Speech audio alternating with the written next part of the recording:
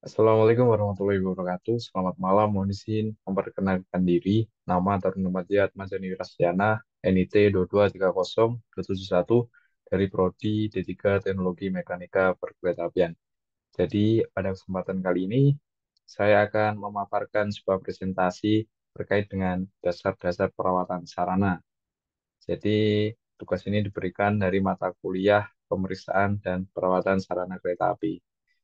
Jadi, dalam presentasi kali ini kita akan belajar mengenai apa saja dasar-dasar yang ada di dalam perawatan sarana perkeretaapian. Baik, jadi langsung saja.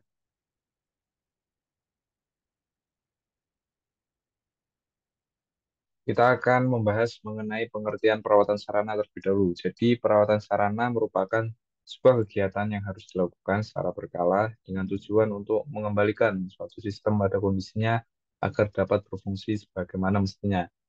Di dalam perawatan sarana sendiri juga diperlukan adanya manajemen perawatan yang diperlukan untuk membuat sebuah kebijakan mengenai aktivitas perawatan dengan melibatkan aspek teknis dan pengendalian manajemen ke dalam suatu program perawatan.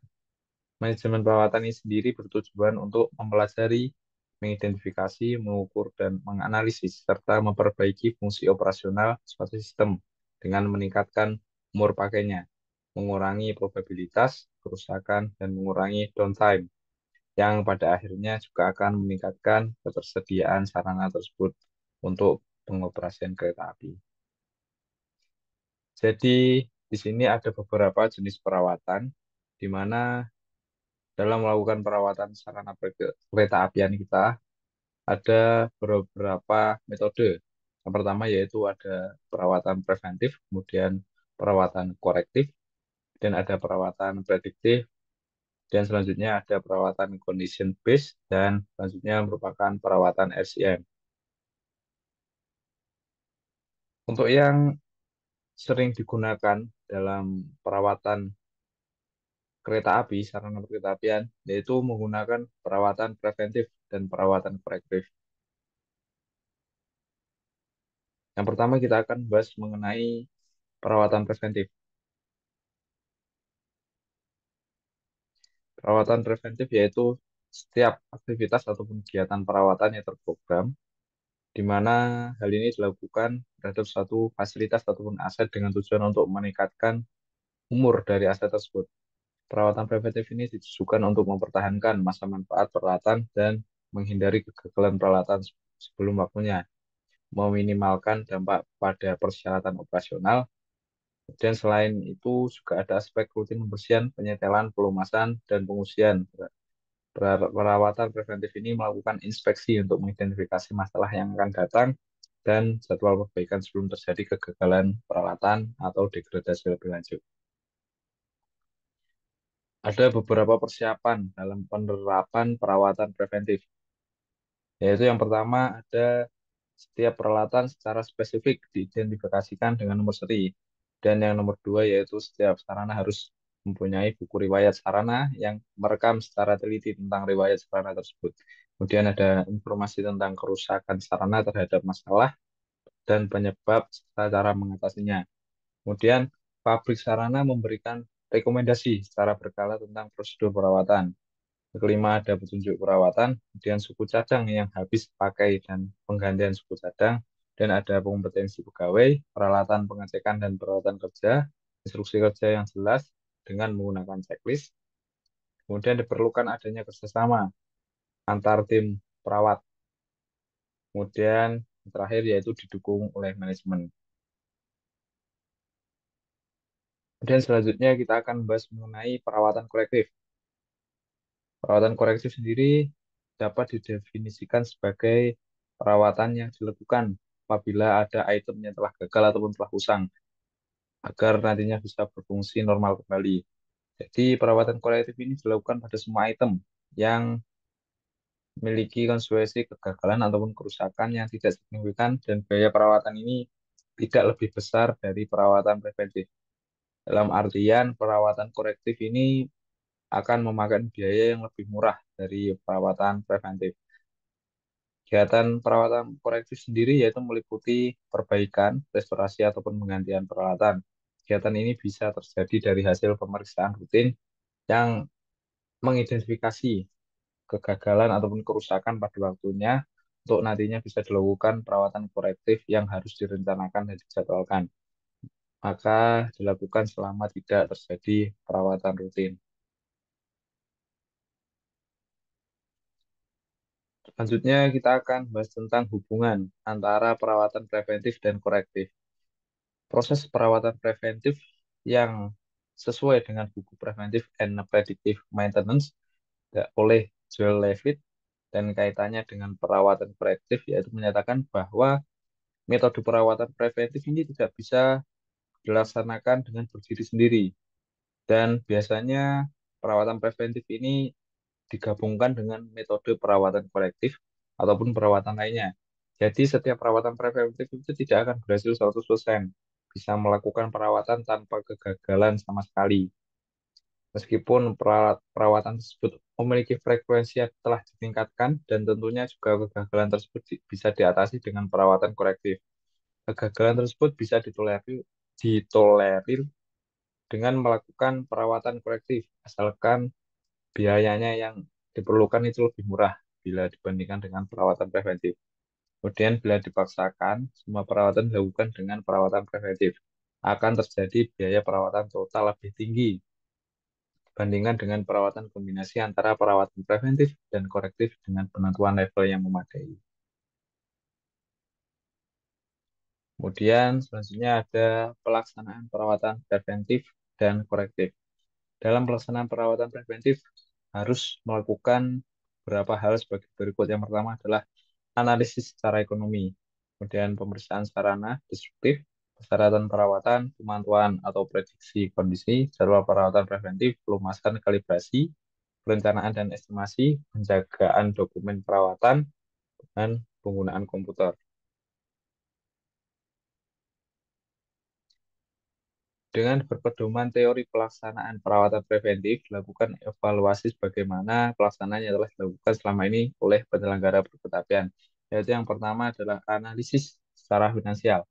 Penerapan perawatan preventif sebagai investasi, yaitu seperti investasi menanamkan uang dan sumber daya lainnya.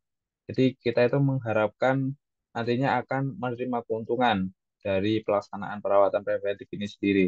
Jadi dalam menentukan keputusan untuk memilih apakah nantinya akan melakukan perawatan preventif dan kuratif itu dapat dilakukan dengan berbagai metode.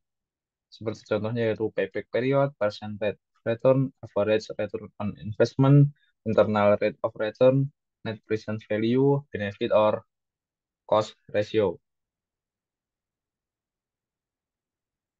Dan yang kedua adalah pemeriksaan secara destruktif. Jadi pemeriksaan secara destruktif ini merupakan kunci untuk mendeteksi kebutuhan untuk melakukan perawatan preventif. Hal tersebut harus dilakukan dengan pemeriksaan destruktif agar nantinya tidak merugikan dalam perawatan sarana. Ada beberapa metode destruktif testing ataupun NDT sebagai berikut. Yang pertama yaitu pemeriksaan dengan panca indera yang meliputi penglihatan, penciuman, pendengaran atau suara, perasaan, dan sentuhan. Kemudian pemeriksaan temperatur, yaitu menggunakan termometer infrared aliran panas, termopil, dan termister.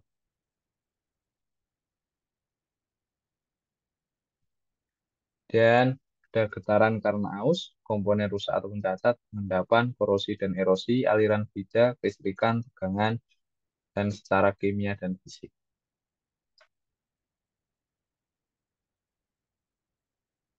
Selanjutnya yang ketiga yaitu ada indikator keberhasilan perawatan ataupun KPI.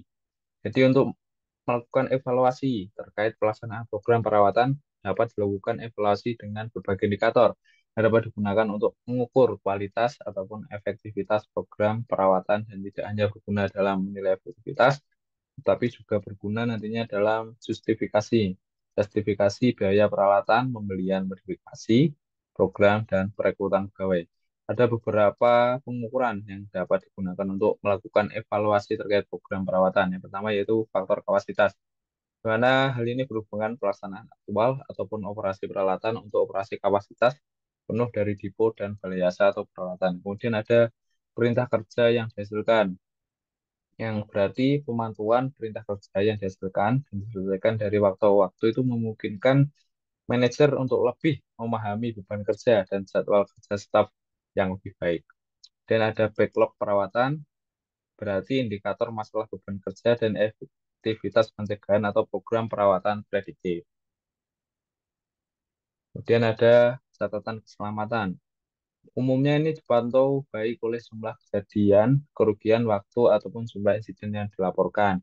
Dan hal ini berguna dalam mendapatkan gambaran keamanan secara keseluruhan. Kemudian ada penggunaan energi, yaitu sebuah indikator kunci kinerja peralatan, tingkat efisiensi yang dicapai, dan mungkin degradasi.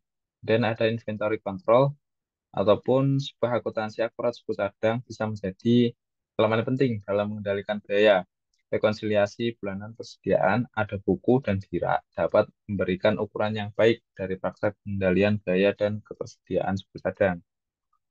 Dan ada lembur kerja, yang berarti adanya jam mingguan ataupun bulanan lembur kerja yang bagi yang memiliki beban kerja, penjadwalan, dan implikasi ekonomi dan keselamatan.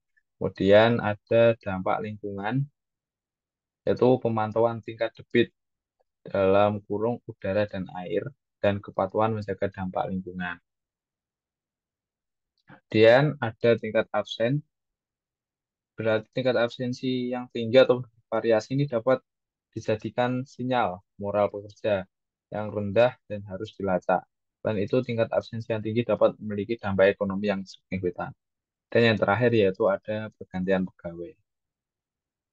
Ataupun bisa diartikan yaitu tingkat turnover tinggi juga merupakan tanda moral kerja yang rendah. Biaya yang signifikan menjadi perekrutan dalam pelatihan staf baru dan biaya-biaya lain termasuk yang terkait dengan kesalahan ini dibuat oleh pegawai yang baru direkrut yang biasanya tidak sebaik oleh pegawai yang berpengalaman. Baik, mungkin itu tadi yaitu pengenalan ataupun hasil belajar kita mengenai dasar-dasar perawatan sarana. Mungkin nantinya kita juga bisa belajar lebih lanjut terkait dengan perawatan sarana. Kurang lebihnya saya mohon maaf. Terima kasih. Wassalamualaikum warahmatullahi wabarakatuh.